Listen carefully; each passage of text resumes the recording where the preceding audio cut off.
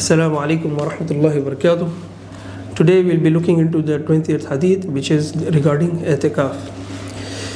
And Ibn Umar radiallahu anhuma قال كان رسول الله صلى الله عليه وسلم يعتكف العشر الأواخر من رمضان متفق عليه. Ibn Umar radiallahu anhuma narrated Allah's Messenger sallallahu alayhi wa sallam used to make i'tikaf in the last 10 during Ramadan. متفق عليه. The hadith is evidence for the virtue of i'tikaf and sticking to the masjid, especially in the last 10 of Ramadan, because he sallallahu alaihi wasallam used to make i'tikaf in the last 10 of Ramadan until Allah subhanahu wa ta'ala caused him to pass. And whatever the Messenger sallallahu alaihi wasallam did as an act of obedience and seeking nearness to Allah, then it is also recommended for us. I'tikaf is not correct unless it is done in a masjid that holds congregational prayers, even if Salatul Jum'ah takes place during his i'tikaf. In fact, it is easy to make i'tikaf in a masjid that holds Jum'ah. Then this is safer, because there are those from the people of knowledge who make that as a condition. So this is the first issue, that i'tikaf is done in a masjid where the congregational prayers are held. The one who makes i'tikaf, mu'takif, he enters the masjid before the setting of the sun on the 21st night, according to the majority of the people of knowledge. This is due to the hadith of Abu Sa'id radiallahu anhu, who narrated that the Prophet sallallahu alaihi wasallam, he said, "Man kana i'takafa ma'i falya'takif al-ashr al-awakhir." Whoever is making i'tikaf with me, let him do it in the last 10. This hadith is reported by Bukhari and Muslim.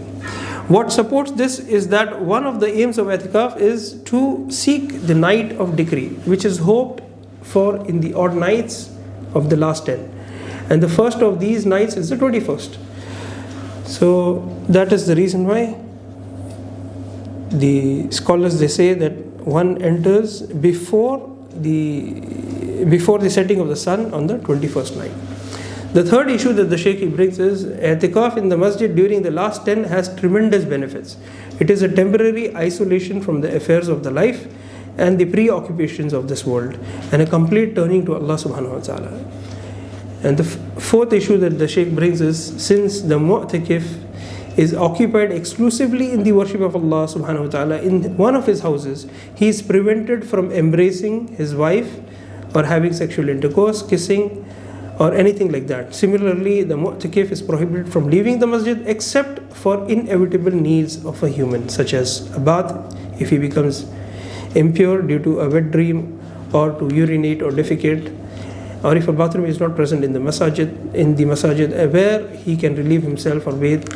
And he can also go out to bring his food if there is no one to bring it to him. So these are the exceptions. Aisha radiallahu ta'ala anha said, كان رسول الله صلى الله عليه وسلم لا يدخل البيت إلا لحاجة إذا كان معتكفا. Allah's Messenger sallallahu alaihi wasallam did not enter the house except for a need when he was a mu'takif.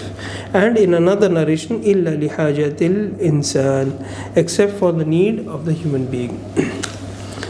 As for the leaving for acts of obedience which are not obligatory on him, such as visiting the sick, witnessing the funeral and the likes, then he does not do so unless he made a condition at the beginning of his i'tikaf, according to one of the two opinions, and Allah knows best. The sixth issue which the Shaykh brings is that the mu'takif should realize the wisdom of i'tikaf. What is the purpose of i'tikaf? So he spends his time in salah, in reciting the Qur'an and the words of remembrance, and he should benefit from his time. He can seek knowledge and read books of Tawheed and Tafsir and Hadith and the other beneficial books. There is no problem if he speaks a little regarding what is permissible with his family or someone else, if there is a benefit. So the hadith of Safiya radiallahu anha, who said, كان النبي صلى الله عليه وسلم معتكفا فأتيته أزوره ليلا فحدثته ثم قمت لأنقلب فقام معي. The Prophet ﷺ was a mu'takif. I went to visit him at night. I talked with him. Then I stood up to return home. So he went with me. And Allah knows best. اللهم إنا نسألك خشيتك في الغيب والشهادة، ونسألك كلمة الحق في الغضب والرضا، ونسألك القصد في الفقر والغنى، ونسألك نعيما لا ينفد وقرة عين لا تنقطع، ونسألك لذة النظر إلى وجهك الكريم، واغفر اللهم لنا ولوالدينا ولجميع المسلمين. O Allah, we ask you for fear of you in the unseen and the seen. We ask you for words of truth when angry and when pleased. We ask you for moderation in poverty and wealth. And we ask you for blessings that are not exhausted and comfort of the eye that is not interrupted. We ask you for the pleasure of looking at your noble face. And forgive us, O Allah, our parents and all the Muslims. Wa akhiru da'wana alhamdulillahi rabbil alameen.